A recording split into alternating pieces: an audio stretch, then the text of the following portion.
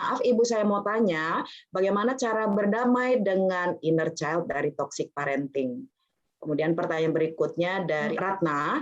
Bismillahirrahmanirrahim. Perkenalkan, nama saya Neng Ratna Minda. Izin bertanya, Dok, bagaimana tips memperbaiki karakter anak yang sebelumnya mendapatkan didikan dan pola yang kurang tepat, supaya pola asuh yang sebelumnya itu tidak berpengaruh buruk pada perkembangan karakter, psikologis, dan masa depan anak nantinya.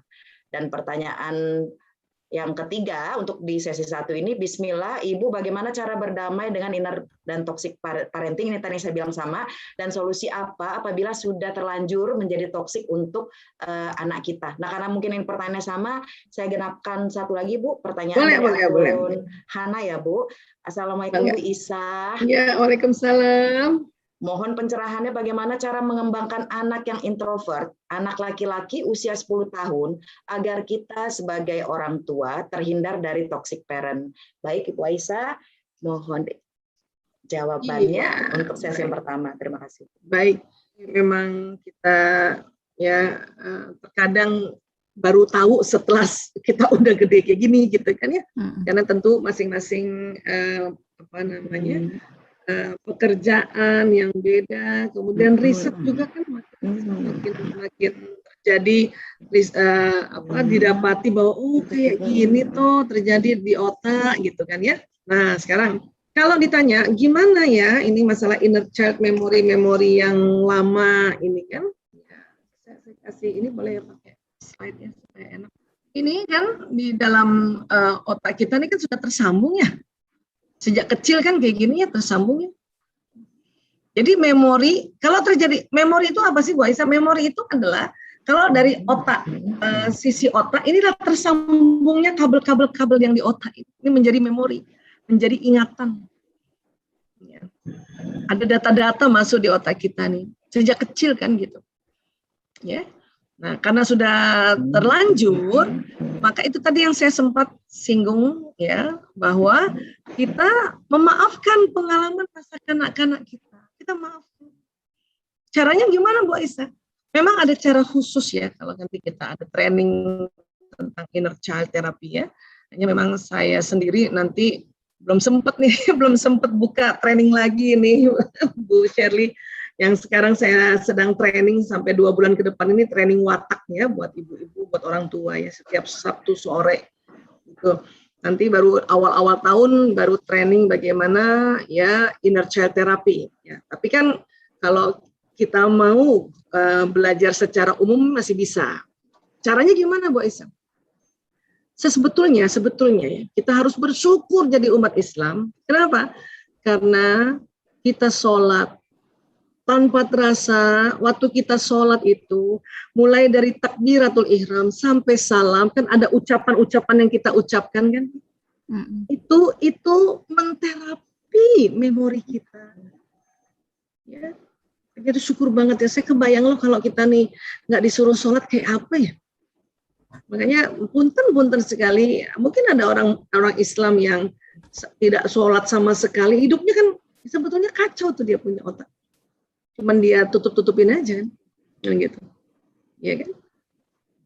Agama lain saja mencari cara untuk gimana supaya terapi otak. Itulah makanya dia meditasi, ngomong sendiri kan gitu ya, self afirmasi kan gitu. Nah, kita nggak usah nyari-nyari, udah diajarin caranya. Udah diajarin. Kita minta ampun, ya, minta maaf, minta kesehatan, itu sebetulnya. Adapun kalau nanti sudah lewat sholat terus masih ada teringat, nah itu ditambah tekniknya dengan apa? Muhasabah. Jadi teman-teman nih udah tegak sholatnya, sahabat-sahabat sudah tegak sholatnya ya.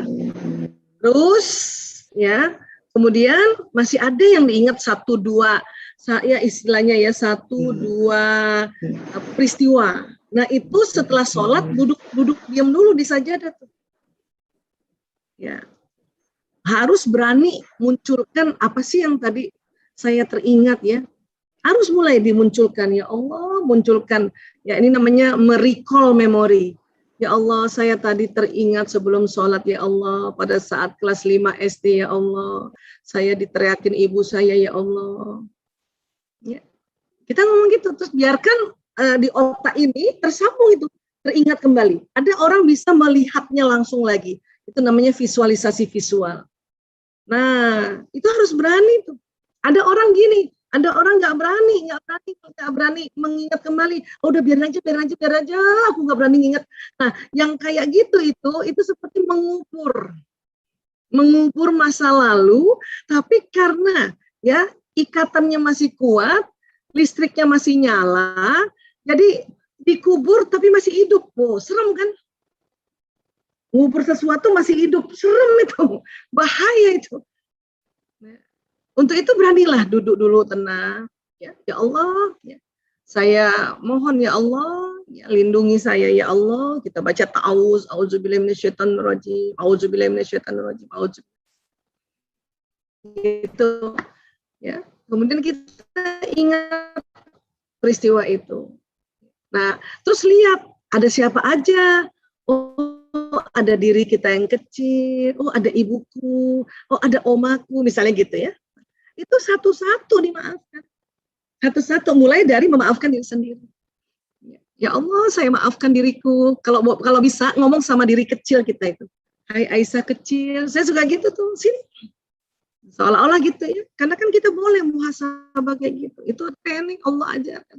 Islam udah ajarkan. Cuman memang ilmuwan meneliti bahwa kalau kita namanya self talk atau self healing, itu kita mengakses memori, dan pada saat kita ajak bicara, ada tambahan kabel tuh di situ. Itu ilmuwan meneliti, ya. Jadi kurang lebih gitu. Harus berani.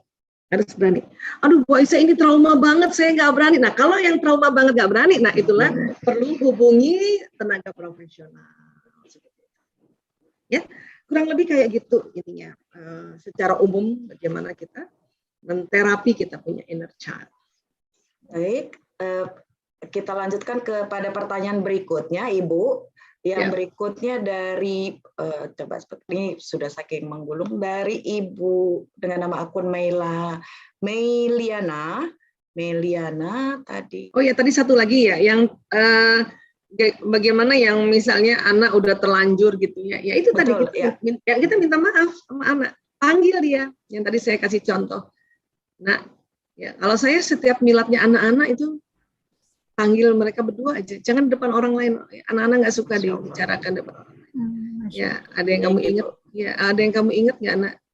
Ya, anak digituin aja. Dia udah maafin kita loh. Ada sih Bu, tapi aku sih udah maafin, gitu ya. Ya itu penting banget kayak gitu ya. Iya.